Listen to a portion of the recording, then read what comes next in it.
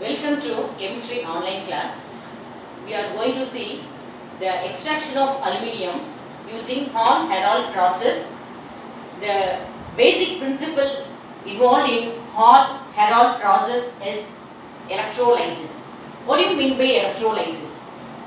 With the help of electricity, when we are passing the electric current, the electrolytic solution which is decomposed to give a cation and anion, and the particles which may be deposited in their respective electrodes, that is cathode and anode. Such a process we call it as a electrolysis. So here Hall-Héroult used the electrolysis principle for the extraction of aluminium. See, after alkali leaching, that means after the aluminium which is undergoing various processes like concentration and the leaching process. So after the formation of aluminium oxide, that is Al2O3, in this process we are going to convert that Al2O3 to pure metallic aluminium.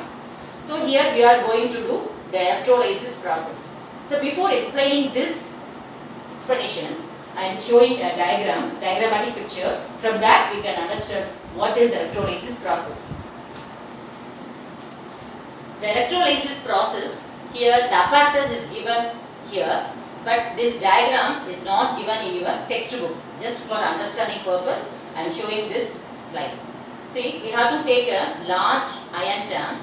Inside this tank, carbon is coated, carbon or graphite. So carbon is coated with a lining, so which is acting as a cathode. And the carbon rods, or we can say graphite rods, which are immersed in the electrolytic solution, acting as an anode, that is a positive charge.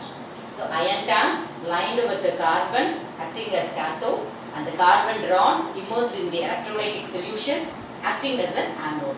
Now the electrolytic solutions are all what? First, a mixture of all these three.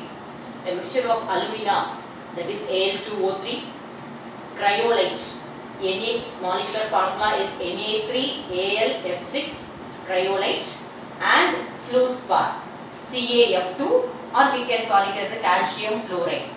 All these we have to take, alumina, cryolite and fluorspar, all these three acting as an electrolytic solution here.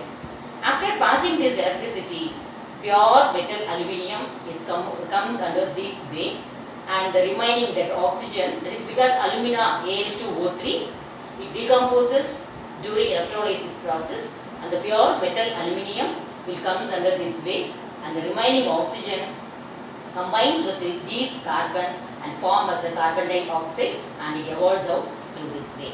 So this is a diagrammatic explanation for this Hall-Héroult process. Here the melting, why we are using this cryolite? See, alumina, its melting point 2050 degrees Celsius. That means below this temperature, alumina is a solid in nature. After reaching 2050 degrees Celsius only, it will start to melt. So for avoiding the excess of electric current, usage of electric current, we are using the cryolite. Because cryolite only 950 degrees Celsius is under this temperature, this starts to make the alumina to melt. So that's why here in this process, which substance using as lowering the melting point means is the cryolite. Because instead of using 2050 degrees Celsius, if you use cryolite means the alumina starts to melt at 950 degrees Celsius. So we have to take all these three mixtures as an electrolytic solution, and the process is carried out. Now the explanation for this question is an important question. How will you extract aluminium from alumina using Hall-Héroult process? For that question the answer is here, but no need to draw the diagram for that question, because the diagram is not given in your textbook. Only the theory part as well and equations. See, first the conditions for this. Electrolysis is carried out in an iron tank which is lined with the carbon. It is acting as a cathode. I explained already using diagram. The carbon block, that is a carbon rod, immersed in the electrolyte which is acting as an anode. Then electrolytic solution part, what are they? It's 20% solution of alumina, that is Al2O3. It is obtained from the bauxite ore, that is after leaching we are getting the alumina. That alumina mixed with the molten cryolite, sparta is Na3Al(F6) is taken as electrolyte in the electrolysis chamber. Only 2 is mentioned in this point. The third one, that is calcium chloride, or we can use calcium fluoride, CaF2 or CaCl2. We can use this one is used to the solution. It helps to lower the melting point of the mixture. See, these all the three: alumina, cryolite and calcium chloride or calcium fluoride. These are all taken as electrolysis chamber. Now the fused mixture is maintained. That means by passing the current at the temperature 1270 Kelvin, or in terms of Celsius means it is a 997 degree Celsius. Now by passing the current, the alumina now decomposes to give aluminium and oxygen. Then we will see the equation. By passing the electric current, ionization takes place. Alumina Al2O3, when passing the electric current, dissociates to give aluminium 3 plus, because it is a trivalent, so aluminium 3 plus, and oxygen is a divalent anion, so O2 minus, 2Al3 plus as well as 3O2 minus. This is the equation, decomposed equation of alumina. Now what will happen at cathode as well as anode? See, at cathode, this aluminium 3 plus, because 3 plus is there, so it is a cation. So cation T, that is plus, is a cation, and move towards the cathode. Anion having a negative charge, move towards the positive anode. So this already we know, we studied in the lower classes. Now this aluminium 3 plus accepts or takes the 3 electron from the electric current. It changes into aluminium, a liquid metal, pure liquid aluminium. Then what happens at anode? Now this oxygen O2 minus now starts to, it melts and changes into O2 by releasing the 4 electron. Now carbon rod, which is present at the anode, no, we are immersing the carbon rod. That carbon rod absorbs this O2 to changes into the CO first, and then starts to formation of CO2. Next, see, due to these ionization reactions, the anodes are slowly consumed during the electrolysis. Anodes are slowly means, what are they? That is carbon rods. They are slowly consumed during the electrolysis. Each kilogram of aluminium, that is 0.5 kg of carbon rod, is burned away. That means this carbon rod takes away this oxygen. This is carbon rod, takes away the oxygen, which is decomposed from alumina, is removed as is burned as CO2 as a gas. Now the pure aluminium is formed at the cathode and settles at the bottom. So the net electrolysis reaction is given here. There is these two which comes from alumina, Al3 plus, O2 minus.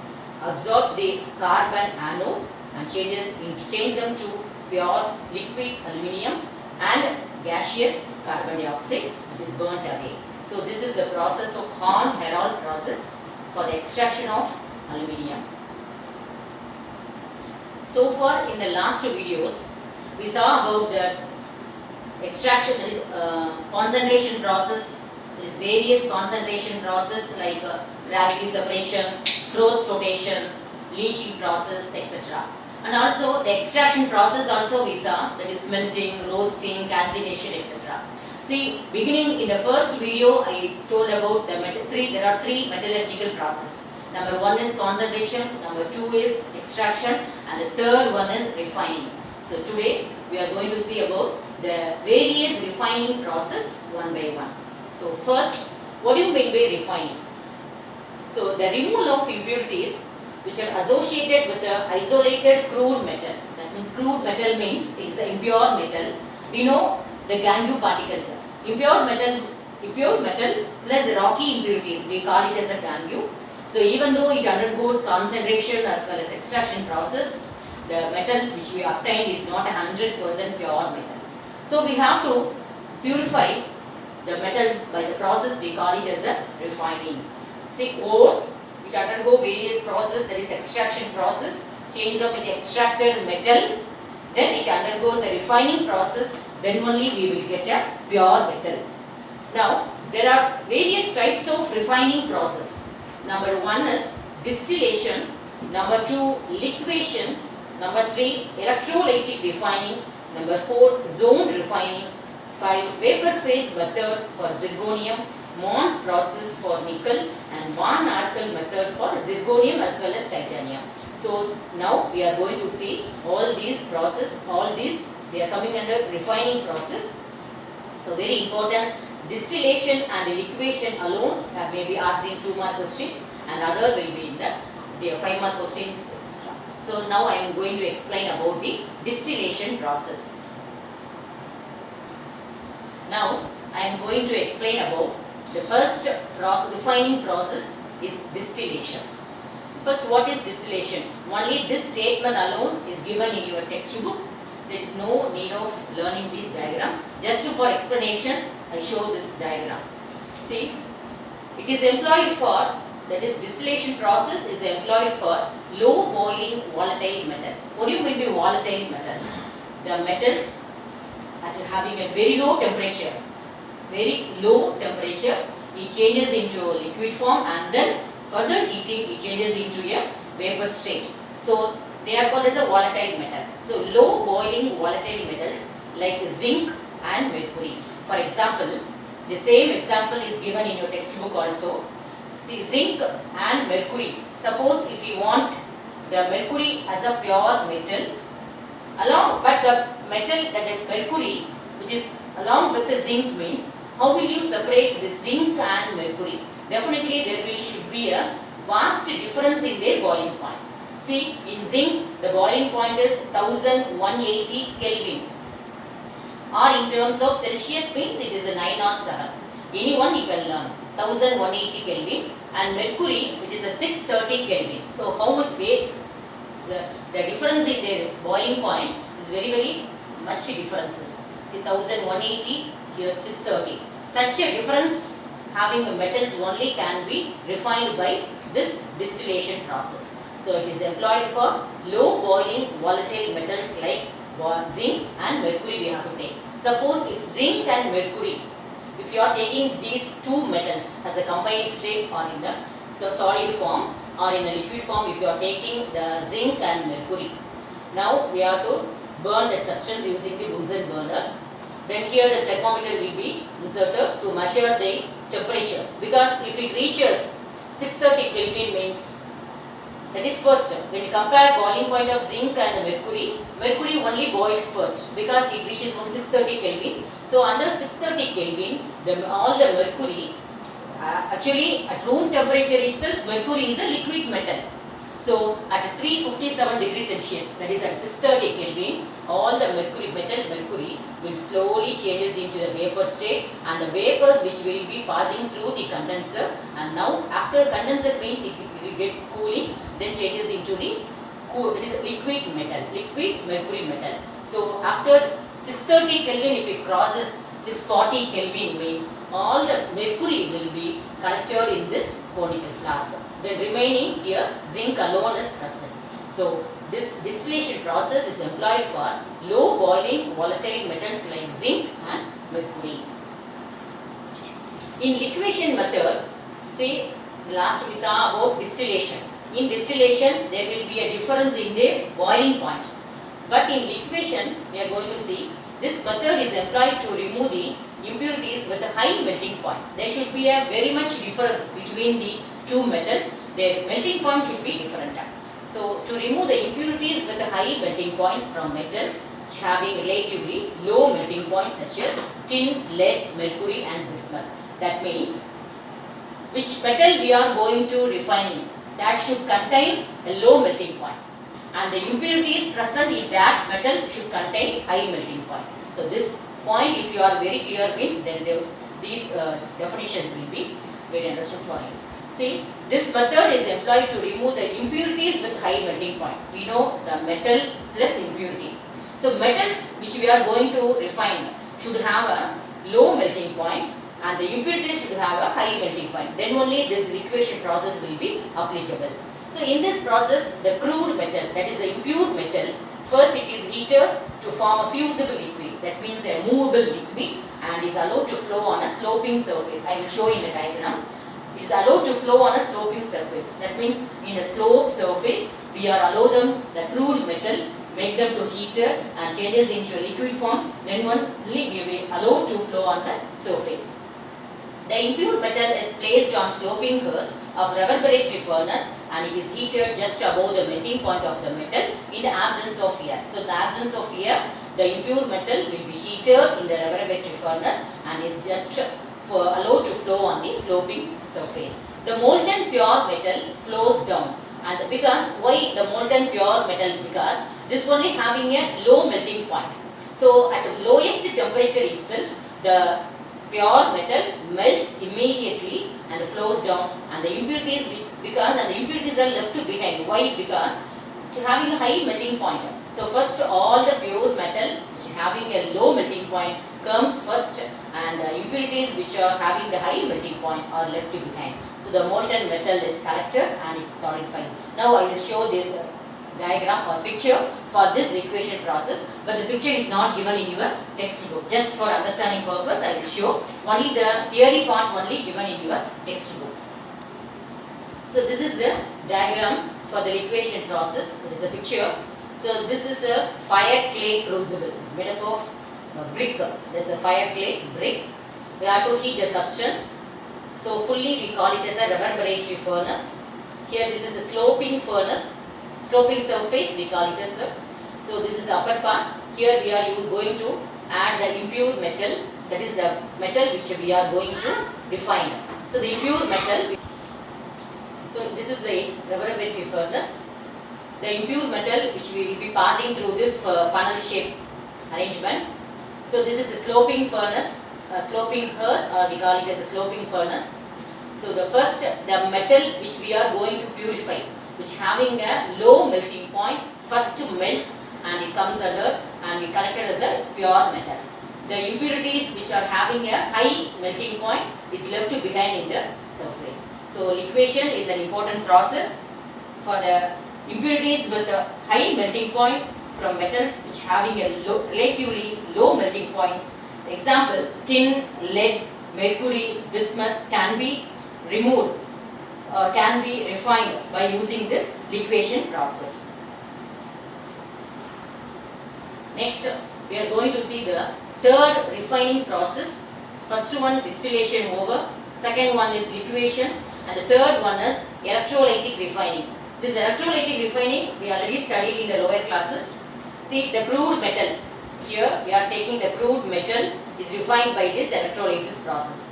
It is carried out in an electrolytic cell containing aqueous solution of the metal salts of interest. Aqueous solution of the metal salts means, suppose if you want pure copper metal means, we have to take its corresponding salt as a copper sulfate along with the sulfuric acid. So aqueous solution of the metal, copper mixed with the sulfuric acid, so changes into copper sulfate. The rods of the impure metal, that means if you want to refine the impure copper, we have to take the rods of impure metal is used as an anode. So in this anode, impure copper we have to take, and the thin strips of pure metal are used as a cathode which having a negative charge. So pure copper as a cathode, impure copper as an anode.